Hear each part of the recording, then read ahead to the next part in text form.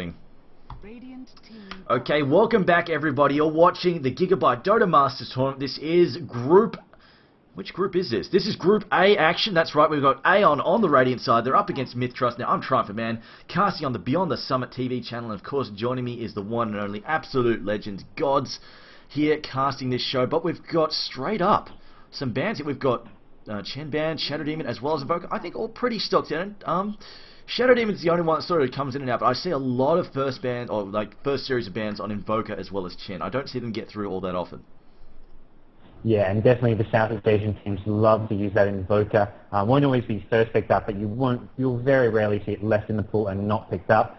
So we are going to see what the two teams want to go with here. MiTH.Trust, we saw them against AL. They did run the Anti-Mage. They like to run those hard carries. Raquel's on using the Anti-Mage, the Morphling, some big farming hero.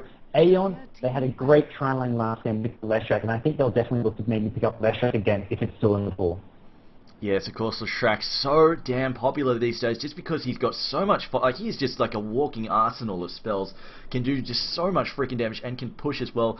And like we saw, even Morphling, just even with the aggressive trial, it was so hard for them to, even the Morphling to get in close and try and do damage, just because even if he got in there, he was taking way too much damage from that Edict and in the end going down. But we've had Windrunner an early ban there. Honestly, I'm not... It looks like Lycan might actually slip through, although the Radiant may actually ban him now just because the Dire do have the first pick here, so they could go for that Lycan. But again, then we might actually see the Brewmaster slip through, and I mean... Puppy seems hell-bent and convinced that... What happened? What? No, I'm just saying, because Brewmaster as well as Lycan still in the pool, so at least one going to slip through. Brewmaster's actually a nice counter to the Lycan. So maybe they're going to leave both in the pool and see what MiTH.Trust decides to first pick. They banned the Lycan though. Are MiTH.Trust going to pick up the Brewmaster? I honestly don't know. I guess we'll find out. But of course, Puppy hell-bent saying that Lycan and Brewmaster, two most broken heroes in the game. Although he didn't openly call for a nerf. He just said they're two of the most powerful, most OP heroes there are. And probably the first ban, first pick material. But Dark's here, it seems, is the one they want. And of course, he has been so damn popular just because he's a really good suicide solo hero. And even, he holds his own against, like you said, he holds his own against the ranged heroes like Windrunner. Until they really start leveling up those nukes. But early on, he can tank that harass provided he's got that shield up and running. And then he can just go, you know, okay, I'm going to take some hits because I think I can afford to take some hits because my Iron Shell, I'm willing to bet, is going to do more damage than your puny auto attacks are. So feel free to stand still while I run around, punch you in the face, karate chop you, and sort of slap you around. Because that's what he does. He has these little karate chop animations and then burn you with that Iron Shell. I love the sound for it. Yeah, the sound whenever he attacks, the thud, thud. Yeah. But yeah, and he's one of the... like, you can't even really bet on sort of like having a decent escape mechanism because he can chase after you really fast with that surge. But now the double pick, the combo time here. Aeon have got a chance to pick up two nice heroes that they want, and they've got...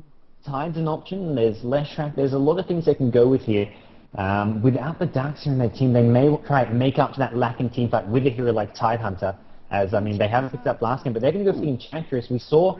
I think Ritter banning out both those jungle heroes and Aeon saying, yep, we definitely want one this game. Chen is gone. They're going to go with the Enchantress. What are they going to pick up with it? They could go to the Leshrac still and have that big pushing power, early game aggression, but I think they do need something like a Tidehunter to give them the team fight they need, which they did use so well. They're going to go with the Earthshaker though. I think the Earthshaker can definitely work just because he can set things up. Of course, I do think you're right. They want a bit of a brawler.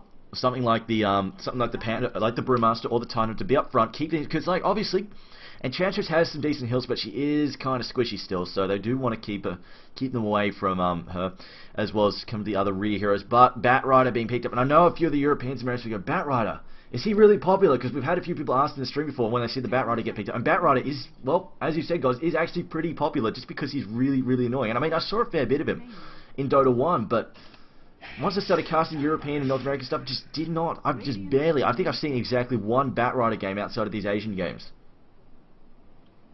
Yeah, it's not a common here at all in the European scene. I think once or twice, one or two, I think it was one of the German teams maybe picking up, like Panzer or something, but MiTH.Trust love picking up, and when was it? It was 2 nights ago when AL versus MiTH.Trust, AL actually first banned Batrider. That's how much they know that MiTH.Trust like to use this hero, and they just said, no, we don't want to verse it.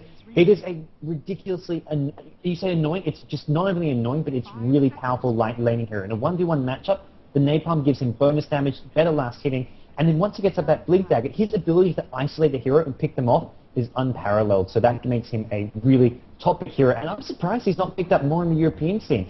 It's partly because of how sort of based on pushing as well as sort of mid-game aggression the current metagame is, but it is a very strong hero. And Anti-Mage for Aeon, I think Batrider is a Batrider, Darkseid, AA. These are great heroes to have against an Anti-Mage. So I think MiTH.Trust are not going to be too worried about this pick, but definitely it is going to be a hero they have to sort of monitor, at least to some extent. Yeah, because, well, like you said, like that early blink is such a common item on the Batrider because it allows him to position, isolate a hero, and just shut them down and give time for his team to get involved. And of course, if he's lucky, he can also drag them out of position. But often it's like he'll blink in, he'll get the lasso down, but then he probably gets stunned after that, just to prevent him from doing exactly that, dragging somebody important off.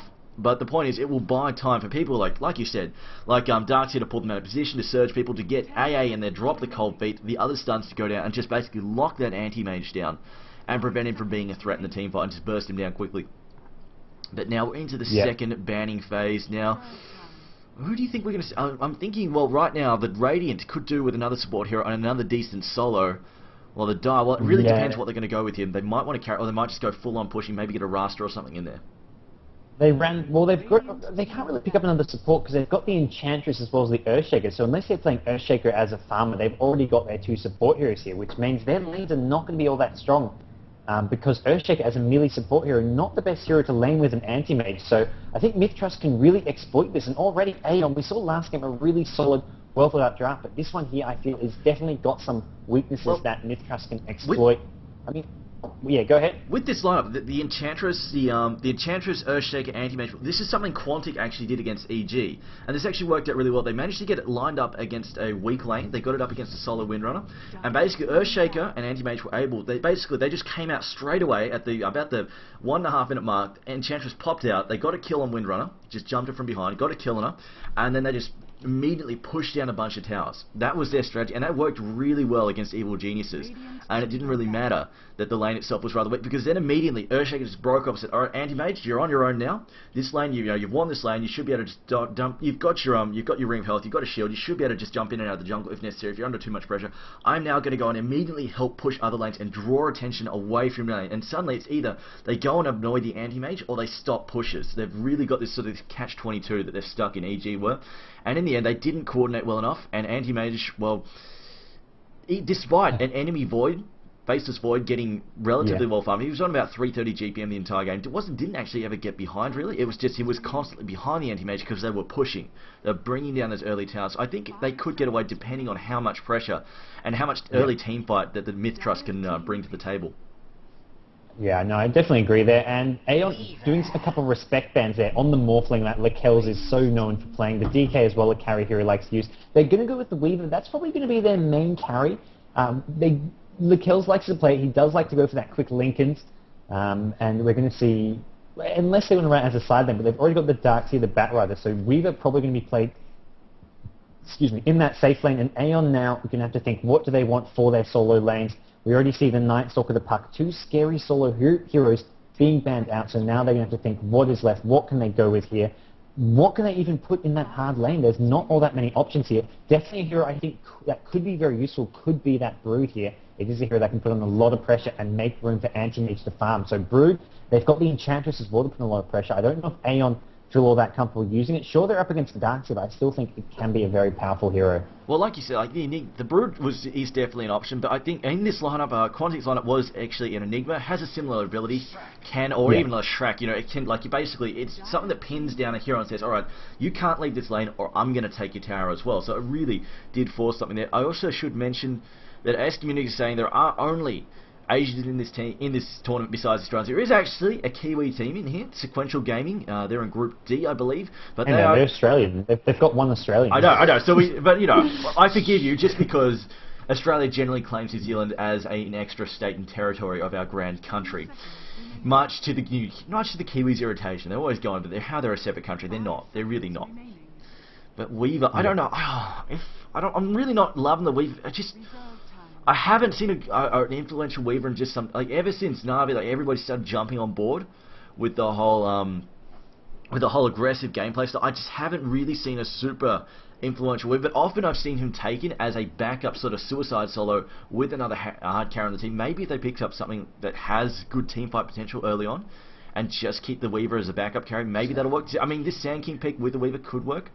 I'm thinking they might have enough stun, enough stable, enough nuke and firepower to try and hold off the Radiant team. But of course, really depends how supported Sand King's forced. I'm guessing that AA is going to do the bulk he's going of to it. be run as He's going to be run as a support hero with the AA, but he is a hero that needs farm and levels. And if he can get the farm and levels, as well as getting off some nice ganks, playing as mostly a support hero, I think MiTH.Trust, that's going to be the key for them, getting the Sand King some farm, even though he's a support hero. Because AA is going to be the primary support, but if Sand King can get up relatively quick Arcane Boots, Blink Dagger around 25-30 minutes, MiTH.Trust, in order to do that, they were going to need to take down some towers and also get some successful ganks, which, I mean, they can do. They're up against some heroes that aren't going to move around the map all that much. Heroes like Enchantress, EF aren't quite squishy, and it's going to be a bounty hunter. This is like a mix of Quantic and AL here. Of course, I think you're the only team I've seen run a bounty hunter and Leshrac combo. And I know I talked to Subi, I said this was a really weird combo. It looked really good on paper, just because the track, negative armor goes well with the Edict, and it just gives Leshrac X mobility. And of course, you can get a whole ton of extra money for your entire team, as long as that bounty hunter is mobile, laying down those just to basically getting those tracks down in the ganks. But in the end, I think it was another game against Quantic. It didn't work out, I don't think. And that was actually the game I was referencing last time with your tri-lane Leshrac in the bottom lane. That didn't work out either. But no. I think Bounty Hunter, I mean, he's picked up sort of as a semi-counter to the Weaver as well as the Sand King with the track, but he's also he's going to be played more as a utility hero rather than as a carrier.